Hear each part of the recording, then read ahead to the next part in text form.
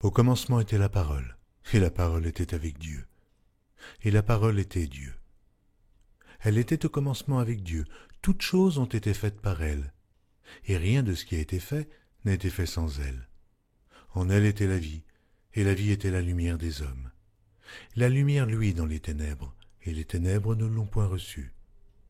Il y eut un homme envoyé de Dieu, son nom était Jean. Il vint pour servir de témoin, pour rendre témoignage à la lumière, afin que tous crussent par lui. Oh, il n'était pas la lumière, mais il parut pour rendre témoignage à la lumière. Cette lumière était la véritable lumière qui, en venant dans le monde, éclaire tout homme. Elle était dans le monde, et le monde a été fait par elle, et le monde ne l'a point connue. Elle est venue chez les siens, et les siens ne l'ont point reçue. Mais à tous ceux qui l'ont reçue, à ceux qui croient en son nom, elle a donné le pouvoir de devenir enfants de Dieu, lesquels sont nés non du sang, ni de la volonté de la chair, ni de la volonté de l'homme, mais de Dieu. Et la parole a été faite chair, et elle habitait parmi nous, pleine de grâce et de vérité. Et nous avons contemplé sa gloire, une gloire comme la gloire du Fils unique venu du Père. Jean lui a rendu témoignage et s'est écrié « C'est celui dont j'ai dit, celui qui vient après moi m'a précédé, car il était avant moi. » Et nous avons tous reçu de sa plénitude et grâce pour grâce, car la loi a été donnée par Moïse. La grâce et la vérité sont venues par Jésus-Christ. Oh, personne n'a jamais vu Dieu. Le Fils unique qui est dans le sein du Père est celui qui l'a fait connaître. Voici le témoignage de Jean, lorsque les Juifs envoyèrent de Jérusalem des sacrificateurs et des Lévites pour lui demander « Et toi, qui es-tu » Il déclara, il ne le nia point, il déclara qu'il n'était pas le Christ. Ils lui demandèrent « Quoi donc? Es-tu Élie » Et il dit « Je ne le suis point. » « Es-tu le prophète » Et il répondit « Non. » Ils lui dirent alors « Mais qui es-tu » afin que nous donnions une réponse à ceux qui nous ont envoyés. « Que dis-tu de toi-même » Moi, dit-il, je suis la voix de celui qui crie dans le désert. Aplanissez le chemin du Seigneur, comme a dit Ésaïe, le prophète. Ceux qui avaient été envoyés étaient des pharisiens. Ils lui firent encore cette question. « Pourquoi donc baptises-tu si tu n'es pas le Christ, ni Élie, ni le prophète ?» Jean leur répondit, « Moi je baptise d'eau, mais au milieu de vous, il y a quelqu'un que vous ne connaissez pas, qui vient après moi. Je ne suis pas digne de délier la courroie de ses souliers. » Ces choses se passèrent à Béthanie, au-delà du Jourdain, où Jean baptisait. Le lendemain, il vit Jésus venant à lui, et il dit, « Voici l'agneau de Dieu, qui ôte le péché du monde. C'est celui dont j'ai dit, après moi vient un homme, qui m'a précédé, car il était avant moi. Oh, je ne le connaissais pas, mais c'est afin qu'il fût manifesté à Israël que je suis venu baptiser d'eau. » Jean rendit ce témoignage. J'ai vu l'Esprit descendre du ciel, comme une colombe, et s'arrêter sur lui. Je ne le connaissais pas. Mais celui qui m'a envoyé baptiser d'eau, celui-là m'a dit, « Celui sur qui tu verras l'Esprit descendre et s'arrêter, c'est celui qui baptise du Saint-Esprit. » Et j'ai vu, et j'ai rendu témoignage qu'il est le Fils de Dieu. Le lendemain, Jean était encore là, avec 2 de ses disciples, et, ayant regardé Jésus qui passait, il dit, « Voilà l'agneau de Dieu. » Les 2 disciples l'entendirent prononcer ces paroles, et ils suivirent Jésus. Jésus se retourna, et voyant qu'ils le suivaient, il leur dit, « Que cherchez-vous » Ils lui répondirent, « Rabbi, ce qui signifie maître, où demeures-tu » Venez, leur dit-il, et voyez. Ils allèrent et ils virent où il demeurait, et ils restèrent auprès de lui ce jour-là. C'était environ la 10e heure. André, frère de Simon-Pierre, était l'un des 2 qui avait entendu les paroles de Jean et qui avait suivi Jésus. Ce fut lui qui rencontra le premier son frère, Simon, et il lui dit, « Nous avons trouvé le Messie », ce qui signifie Christ. Et il le conduisit vers Jésus. Jésus, l'ayant regardé, dit, « Tu es Simon, fils de Jonas. Tu seras appelé Céphas, ce qui signifie Pierre. » Le lendemain, Jésus voulut se rendre en Galilée, où il rencontra Philippe, et il lui dit, « Suis-moi. » Philippe était de Bethsaïda, de la ville d'André et de Pierre. Philippe rencontra Nathanaël et lui dit, « Nous avons trouvé celui de qui Moïse a écrit dans la loi et dont les prophètes ont parlé, Jésus de Nazareth, fils de Joseph. » Nathanaël lui dit, « Peut-il venir de Nazareth quelque chose de bon ?» Philippe lui répondit, « Viens et vois. » Jésus, voyant venir à lui Nathanaël, dit de lui, « Voici vraiment un Israélite, dans lequel il n'y a point de fraude. »« D'où me connais-tu » lui dit Nathanaël. Jésus lui répondit, « Avant que Philippe t'appelât quand tu étais sous le figuier, je t'ai vu. » Nathanaël répondit et lui dit, « Rabbi, tu es le Fils de Dieu, tu es le roi d'Israël. » Jésus lui répondit, « Parce que je t'ai dit que je t'ai vu sous le figuier, tu crois? Tu verras de plus grandes choses que celles-ci. » Et il lui dit, « En vérité, vous verrez désormais le ciel ouvert et les anges de Dieu monter et descendre sur le Fils de l'homme. » 3 jours après, il y eut des noces à Cana en Galilée. La mère de Jésus était là, et Jésus fut aussi invité aux noces avec ses disciples. Le vin ayant manqué, la mère de Jésus lui dit, « Ils n'ont plus de vin. » Jésus lui répondit, « Femme, qu'y a-t-il entre moi et toi? Mon heure n'est pas encore venue. » Sa mère dit au serviteur, « Faites ce qu'il vous dira. » Or, il y avait là 6 vases de pierre destinés aux purifications des Juifs et contenant chacun 2 ou 3 mesures. Jésus leur dit, « Remplissez d'eau ces vases. » Et ils les remplirent jusqu'au bord. « Puisez maintenant, leur dit-il, et portez-en à l'ordonnateur du repas. » Et ils en portèrent. Quand l'ordonnateur du repas eut goûté l'eau changée en vin, ne sachant d'où venait ce vin, tandis que les serviteurs, qui avaient puisé l'eau, le savaient bien, il appela l'époux et lui dit, « Tout homme sert d'abord le bon vin, puis le moins bon, après qu'on s'est enivré. Toi, tu as gardé le bon vin jusqu'à présent. » Tel fut à Cana, en Galilée, le premier des miracles que fit Jésus. Il manifesta sa gloire et ses disciples crurent en lui. Après cela, il descendit à Capernaum avec sa mère, ses frères et ses disciples, et ils n'y demeurèrent que peu de jours. La Pâque des Juifs était proche, et Jésus monta à Jérusalem. Il trouva dans le temple les vendeurs de bœufs et de brebis, de pigeons et les changeurs assis. Ayant fait un fouet avec des cordes, il les chassa tous du temple, ainsi que les brebis et les bœufs, il dispersa la monnaie des changeurs et renversa les tables. Et il dit aux vendeurs de pigeons, « Ôtez cela d'ici, ne faites pas de la maison de mon père une maison de trafic. » Ses disciples se souvinrent qu'il est écrit, « Le zèle de ta maison me dévore. » Les Juifs, prenant la parole, lui dirent, « Quel miracle nous montres-tu pour agir de la sorte ?» Jésus leur répondit, « Détruisez ce temple, et en 3 jours, je le relèverai. » Les Juifs dirent, « Il a fallu 46 ans pour bâtir ce temple, et toi, en 3 jours, tu le relèveras. » Mais il parlait du temple de son corps. C'est pourquoi, lorsqu'il fut ressuscité des morts, ses disciples se souvinrent qu'il avait dit cela, et ils crurent à l'Écriture et à la parole que Jésus avait dite. Pendant que Jésus était à Jérusalem à la fête de Pâques, plusieurs crurent en son nom, voyant les miracles qu'il faisait. Mais Jésus ne se fiait point à eux parce qu'il les connaissait tous, et parce qu'il n'avait pas besoin qu'on lui rendît témoignage d'aucun homme, car il savait lui-même ce qui était dans l'homme. Mais il y eut un homme d'entre les pharisiens nommé Nicodème, un chef des Juifs, qui vint, lui, auprès de Jésus de nuit et lui dit, « Rabbi, nous savons que tu es un docteur venu de Dieu, car personne ne peut faire ces miracles que tu fais, si Dieu n'est avec lui. » Jésus lui répondit, « En vérité, je te le dis, si un homme ne naît de nouveau, il ne peut voir le royaume de Dieu. » Nicodème lui dit, « Comment un homme peut-il naître quand il est vieux? Peut-il rentrer dans le sein de sa mère et naître ?» Jésus répondit, « En vérité, je te le dis, si un homme ne naît d'eau et d'esprit, il ne peut entrer dans le royaume de Dieu.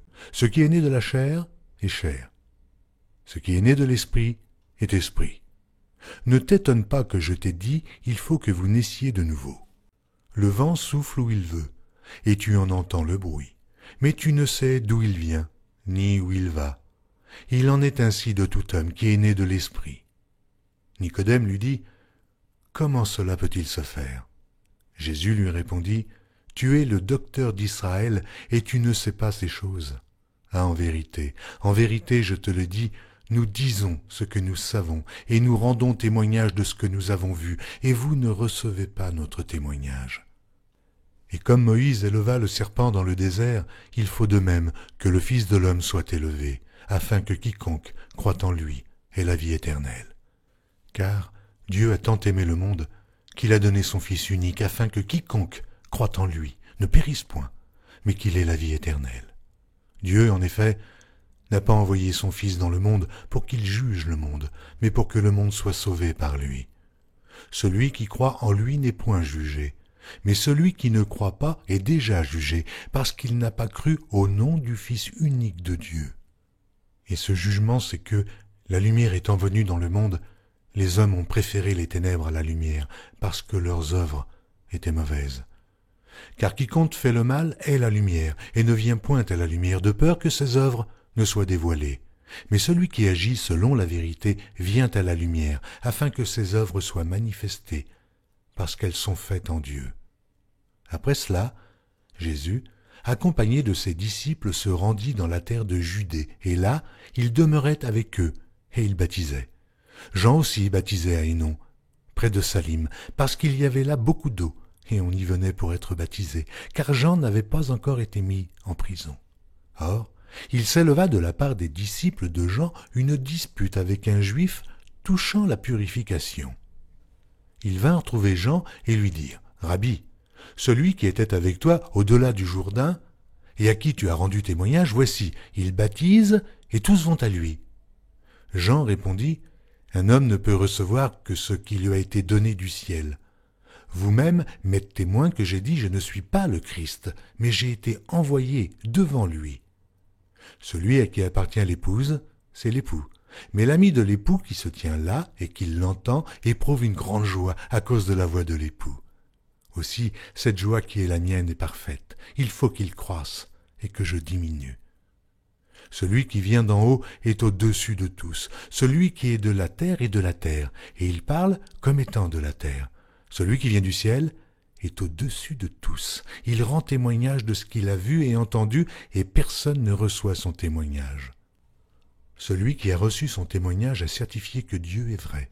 Car celui que Dieu a envoyé dit les paroles de Dieu, parce que Dieu ne lui donne pas l'esprit avec mesure.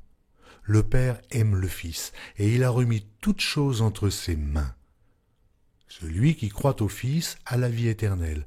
Celui qui ne croit pas au Fils ne verra point la vie, mais la colère de Dieu demeure sur lui. Le Seigneur sut que les pharisiens avaient appris qu'il faisait et baptisait plus de disciples que Jean. Toutefois, Jésus ne baptisait pas lui-même, mais c'étaient ses disciples. Alors il quitta la Judée et retourna en Galilée. Comme il fallait qu'il passât par la Samarie, il arriva dans une ville de Samarie nommée Sichar, près du champ que Jacob avait donné à Joseph, son fils. Là se trouvait le puits de Jacob. Jésus, fatigué du voyage, était assis au bord du puits. C'était environ la 6e heure. Une femme de Samarie vint puiser de l'eau. Jésus lui dit « Donne-moi à boire », car ses disciples étaient allés à la ville pour acheter des vivres. La femme samaritaine lui dit « Comment toi qui es juif, me demandes-tu à boire, à moi, qui suis une femme samaritaine ?» Les Juifs, en effet, n'ont pas de relation avec les Samaritains. Jésus lui répondit « Si tu connaissais le don de Dieu, et qui est celui qui te dit « Donne-moi à boire », tu lui aurais toi-même demandé à boire, et il t'aurait donné de l'eau vive. « Seigneur, lui dit la femme, tu n'as rien pour puiser, et le puits est profond. D'où aurais-tu donc cette eau vive ? Es-tu plus grand que notre père Jacob, qui nous a donné ce puits, et qui en a bu lui-même, ainsi que ses fils et ses troupeaux ?» Jésus lui répondit, « Quiconque boit de cette eau aura encore soif. Mais celui qui boira de l'eau que je lui donnerai n'aura jamais soif. Et l'eau que je lui donnerai deviendra en lui une source d'eau qui jaillira jusque dans la vie éternelle. » La femme lui dit, « Seigneur, donne-moi cette eau, afin que je n'aie plus soif, et que je ne vienne plus puiser ici. » « Va, lui dit Jésus, appelle ton mari, et viens ici. » La femme lui répondit, « Je n'ai point de mari. » Jésus lui dit, « Tu as eu raison de dire « Je n'ai point de mari », car tu as eu 5 maris, et celui que tu as maintenant n'est pas ton mari. En cela, tu as dit vrai. » « Seigneur, lui dit la femme, je vois que tu es prophète. Nos pères ont adoré sur cette montagne, et vous, et vous, vous dites que le lieu où il faut adorer est à Jérusalem. Femme, lui dit Jésus, crois-moi, l'heure vient où ce ne sera ni sur cette montagne, ni à Jérusalem que vous adorerez le Père. Vous adorez ce que vous ne connaissez pas. Nous adorons ce que nous connaissons, car le salut vient des Juifs. Mais l'heure vient, et elle est déjà venue, où les vrais adorateurs adoreront le Père en esprit et en vérité, car ce sont là les adorateurs que le Père demande. Dieu est esprit, et il faut que ceux qui l'adorent en esprit et en vérité. La femme lui dit, « Je sais que le Messie doit venir, celui qu'on appelle Christ. Quand il sera venu, il nous annoncera toutes choses. » Jésus lui dit, « Je le suis, moi qui te parle. » Là-dessus arrivèrent ses disciples qui furent étonnés de ce qu'il parlait avec une femme. Toutefois, aucun ne dit « Que demandes-tu » ou « De quoi parles-tu avec elle ?» Alors la femme, ayant laissé sa cruche, s'en alla dans la ville et dit aux gens, « Venez voir un homme qui m'a tout dit ce que j'ai fait. Ne serait-ce point le Christ ?» Ils sortirent de la ville et ils vinrent vers lui. Pendant ce temps, les disciples le pressaient de manger, disant, « Rabbi, mange !» Mais il leur dit, « J'ai à manger une nourriture que vous ne connaissez pas. » Les disciples se disaient donc les uns aux autres, « Quelqu'un lui aurait-il apporté à manger ?» Jésus leur dit, « Ma nourriture est de faire la volonté de celui qui m'a envoyé et d'accomplir son œuvre. Ne dites-vous pas qu'il y a encore 4 mois jusqu'à la moisson? Voici, je vous le dis, levez les yeux et regardez les champs qui déjà blanchissent pour la moisson. Celui qui moissonne reçoit un salaire et amasse des fruits pour la vie éternelle, afin que celui qui sème et celui qui moissonne se réjouissent ensemble. Car en ceci, ce qu'on dit est vrai. Autre est celui qui sème, et autre celui qui moissonne. Je vous ai envoyé moissonner ce que vous n'avez pas travaillé. D'autres ont travaillé, et vous êtes rentrés dans leur travail. Plusieurs Samaritains de cette ville crurent en Jésus à cause de cette déclaration formelle de la femme. Il m'a dit tout ce que j'ai fait. Aussi, quand les Samaritains vinrent le trouver, ils le prièrent de rester auprès d'eux, et il resta là 2 jours. Un beaucoup plus grand nombre crurent à cause de sa parole. Et il disait à la femme, « Ce n'est plus à cause de ce que tu nous as dit que nous croyons, car nous l'avons entendu nous-mêmes, et nous savons qu'il est vraiment le Sauveur du monde. » Après ces 2 jours, Jésus partit de là pour se rendre en Galilée, car il avait déclaré lui-même qu'un prophète n'est pas honoré dans sa propre patrie. Lorsqu'il arriva en Galilée, il fut bien reçu des Galiléens qui avaient vu tout ce qu'il avait fait à Jérusalem pendant la fête, car eux aussi étaient allés à la fête. Il retourna donc à Cana en Galilée, où il avait changé l'eau en vin. Il y avait là à Capernaum un officier du roi dont le fils était malade. Ayant appris que Jésus était venu de Judée en Galilée, il alla vers lui et le pria de descendre et de guérir son fils, qui était près de mourir. Jésus lui dit, « Si vous ne voyez des miracles et des prodiges, vous ne croyez point. » L'officier du roi lui dit, « Seigneur, descends avant que mon enfant meure. » « Va, lui dit Jésus, ton fils vit. » Et cet homme crut à la parole que Jésus lui avait dite, et il s'en alla. Comme déjà il descendait, ses serviteurs venant à sa rencontre lui apportèrent cette nouvelle, « Ton enfant vit. » Il leur demanda à quelle heure il s'était trouvé mieux, et ils lui dirent, « Hier, à la 7e heure, la fièvre l'a quitté. » Le père reconnut que c'était à cette heure-là que Jésus lui avait dit, « Ton fils vit. » Et il crut, lui et toute sa maison. Jésus fit encore ce second miracle lorsqu'il fut venu de Judée en Galilée. Après cela, il y eut une fête des Juifs et Jésus monta à Jérusalem. Or, à Jérusalem, près de la porte des brebis, il y a une piscine qui s'appelle en hébreu Bethesda et qui a 5 portiques. Sous ces portiques étaient couchés en grand nombre des malades, des aveugles, des boiteux, des paralytiques qui attendaient le mouvement de l'eau. Car un ange descendait de temps en temps dans la piscine et agitait l'eau, et celui qui y descendait le premier, après que l'eau avait été agitée, était guéri, quelle que fût sa maladie. Là se trouvait un homme malade depuis 38 ans. Jésus, l'ayant vu coucher, et sachant qu'il était malade depuis longtemps, lui dit « Veux-tu être guéri ?» Le malade lui répondit « Seigneur, je n'ai personne pour me jeter dans la piscine quand l'eau est agitée, et, pendant que j'y vais, un autre descend avant moi. »« Lève-toi, lui dit Jésus, prends ton lit, et marche. » Aussitôt cet homme fut guéri, il prit son lit et marcha. C'était un jour de Shabbat. Les Juifs dirent donc à celui qui avait été guéri, « C'est le Shabbat, et il ne t'est pas permis d'emporter ton lit. » Il leur répondit, « Celui qui m'a guéri m'a dit, prends ton lit et marche. » Ils lui demandèrent, « Qui est l'homme qui t'a dit, prends ton lit et marche ?»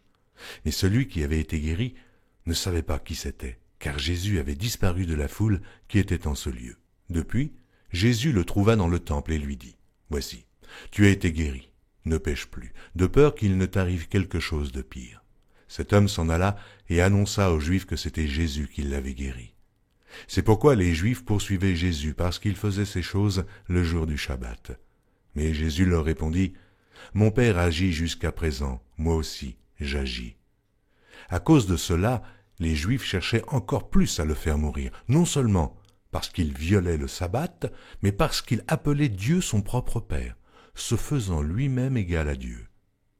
Jésus reprit donc la parole et leur dit, « En vérité, je vous le dis, le Fils ne peut rien faire de lui-même, il ne fait que ce qu'il voit faire au Père. Et tout ce que le Père fait, le Fils aussi le fait pareillement. Car le Père aime le Fils et lui montre tout ce qu'il fait, et il lui montrera des œuvres plus grandes que celles-ci, afin que vous soyez dans l'étonnement. Car, comme le Père ressuscite les morts et donne la vie, ainsi le Fils donne la vie à qui il veut. Le Père ne juge personne, mais il a remis tout jugement au Fils, afin que tous honorent le Fils comme ils honorent le Père. Celui qui n'honore pas le Fils n'honore pas le Père qui l'a envoyé. En vérité, je vous le dis, celui qui écoute ma parole et qui croit à celui qui m'a envoyé a la vie éternelle, et ne vient point en jugement, mais il est passé de la mort à la vie. En vérité, je vous le dis, l'heure vient, et elle est déjà venue où les morts entendront la voix du Fils de Dieu, et ceux qui l'auront entendu vivront. Car comme le Père a en lui-même la vie, il a donné au Fils d'avoir la vie en lui-même. Et il lui a donné le pouvoir de juger parce qu'il est le Fils de l'homme. Ne vous étonnez pas de cela, car l'heure vient où tous ceux qui sont dans les sépulcres entendront sa voix et en sortiront. Ceux qui auront fait le bien ressusciteront pour la vie, mais ceux qui auront fait le mal ressusciteront pour le jugement. Je ne puis rien faire de moi-même. Selon que j'entends, je juge, et mon jugement est juste, parce que je ne cherche pas ma volonté, mais la volonté de celui qui m'a envoyé. Si c'est moi qui rends témoignage de moi-même, mon témoignage n'est pas vrai. Il y en a un autre qui rend témoignage de moi, et je sais que le témoignage qu'il rend de moi est vrai. Vous avez envoyé vers Jean, et il a rendu témoignage à la vérité. Pour moi, ce n'est pas d'un homme que je reçois le témoignage, mais je dis ceci afin que vous soyez sauvés. Jean était la lampe qui brûle et qui luit, et vous avez voulu vous réjouir 1 heure à sa lumière. Moi, j'ai un témoignage plus grand que celui de Jean, car les œuvres que le Père m'a donné d'accomplir, ces œuvres mêmes que je fais, témoignent de moi, que c'est le Père qui m'a envoyé. Et le Père qui m'a envoyé a rendu lui-même témoignage de moi. Vous n'avez jamais entendu sa voix, et vous n'avez point vu sa face, et sa parole ne demeure point en vous, parce que vous ne croyez pas à celui qui l'a envoyé. Vous sondez les Écritures parce que vous pensez avoir en elles la vie éternelle. Ce sont elles qui rendent témoignage de moi. Et vous ne voulez pas venir à moi pour avoir la vie. Je ne tire pas ma gloire des hommes, mais je sais que vous n'avez point en vous l'amour de Dieu. Je suis venu au nom de mon Père, et vous ne me recevez pas. Si un autre vient en son propre nom, vous le recevez. Comment pouvez-vous croire, vous qui tirez votre gloire les uns des autres, et qui ne cherchez point la gloire qui vient de Dieu seul? Ne pensez pas que moi, je vous accuserai devant le Père. Celui qui vous accuse, c'est Moïse, en qui vous avez mis votre espérance. Car si vous croyez Moïse, vous me croiriez aussi, parce qu'il a écrit de moi. Mais si vous ne croyez pas à ses écrits, comment croirez-vous à mes paroles?